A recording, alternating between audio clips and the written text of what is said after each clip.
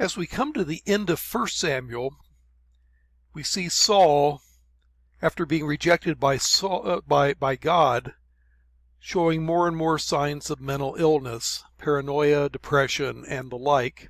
This in part explains his hatred of David and chasing him around the countryside irrationally when he ought to have been fighting Philistines instead. And this sense of being rejected by God colors all the rest of his career in the second half of 1 Samuel.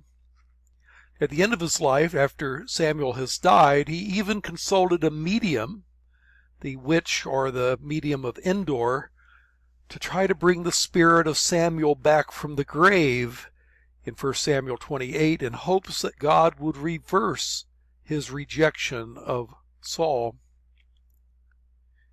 You'll read about this in 1 Samuel 28, 3 through 19.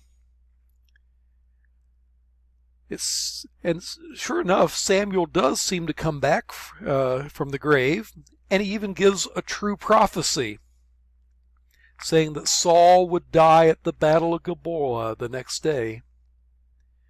And sure enough, Saul does, along with Jonathan and many others at that battle. The Philistines, by the way, did not allow David to come to that battle because they feared that he might just double-cross them. And they were probably right. Well, after the Battle of Gilboa, we have David becomes king in the first part of 2 Samuel. And it happens at two stages.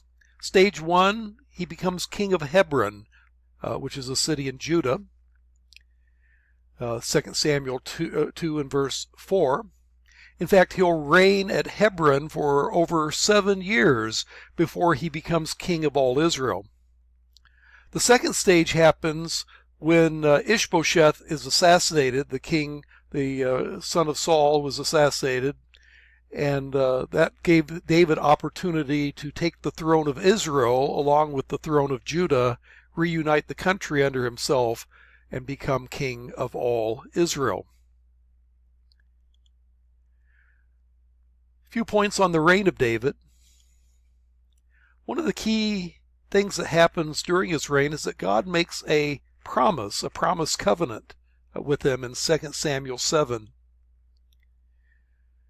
He promises, God does, a special role for David and his descendants in God's plan. In particular, he promises David that David, unlike Saul, would have an eternal dynasty, and that there would be a special father-son relationship between God and the Davidic king. I will be as a father to him, and he will be as a son to me. And the reign of his throne will endure forever. That's the kind of promises that 2 Samuel 7 makes to David. Now, this is one of the most important passages for understanding the Old Testament. It shows the importance of David in God's plan, and that anticipates the coming of Messiah, who's of the line of David.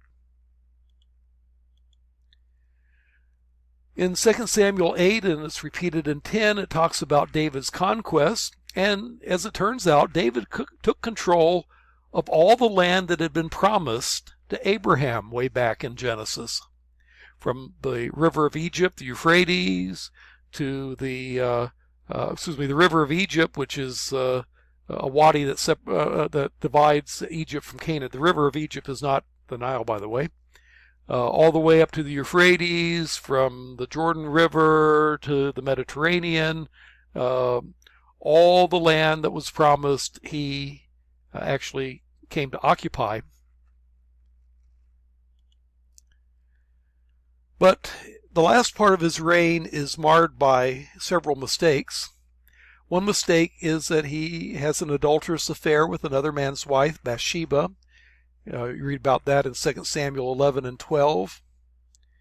He tries to cover it up by calling her husband Uriah back home from the Ammonite wars. But Uriah, whether he knows something or whether he doesn't is unclear, but he refuses to cooperate and go home. And so David orders Joab to see to it that Uriah got killed in battle.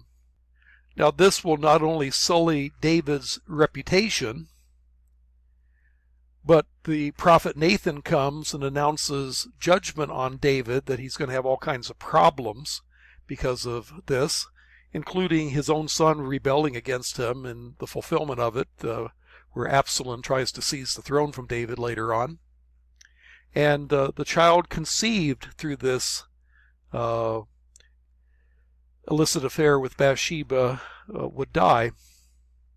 Another mistake that David made in general was that he violated Deuteronomy 17:17 that said that kings were not to multiply wives for themselves. Well, he had a bunch of them. He had Michal and Abigail and Ahinoam and Eglah and Maacah and Abital and Haggith and Bathsheba, and he had 10 other concubines and many children that produced jealousies for the throne, which is one reason that Absalom rises up. A third error that David had was taking a census. It says in 2 Samuel 24, and you have a parallel in Chronicles at this point, that David was incited to take a census. Some say he was, Chronicles says he was incited by Satan. Samuel says he was incited by the anger of God.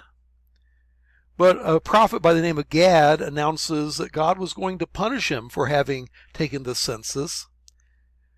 And so a plague comes. David purchases land, builds an altar to sacrifice to the Lord, and as he does that, the pestilence comes to an end. Now, that raises a couple of exegetical questions. Who incited David? Was it God or Satan? And one possible solution is to say, well, God used Satan, kind of the way God uses Satan in the book of Job. The other way of looking at it is the word Satan can be translated adversary, and David Howard suggested that an adversary provoked him. The reason you took a census perhaps was to prepare for building your army, and an adversary might have led him to want to do that. Know how many troops he had available, you see. The other issue is, well, what's so terrible about taking a census? We do it in the United States every 10 years. Doesn't seem to be a bad thing. Well, there are several possible explanations, and more than one of them might be true. It may have been a sin of arrogance. Maybe he just wanted to be proud of how many people he had under his control. Or it may be a sin of oppression. Census could be a prelude to taxation, which would be oppressive, or it might be a prelude to conscription of people into the army, which would also be oppressive. And so it may be a sin of oppression, or it might be a violation of a little obscure law found in Exodus chapter 30. That law in Exodus 30 says that if you take a census, you're not to do so unless you take a half shekel atoning ransom from each person. And it may be that David took the census without following the letter of this law, without taking the temple tax, as it were. And whether or not this is the right explanation, David does begin at this point gathering material for the temple. And if it was an offense against this law, perhaps that was an act of penitence of starting to gather material for the temple to compensate for what he did and not taking the tax here. We'll finish this with a discussion of theological themes in 1 and 2 Samuel in the next video.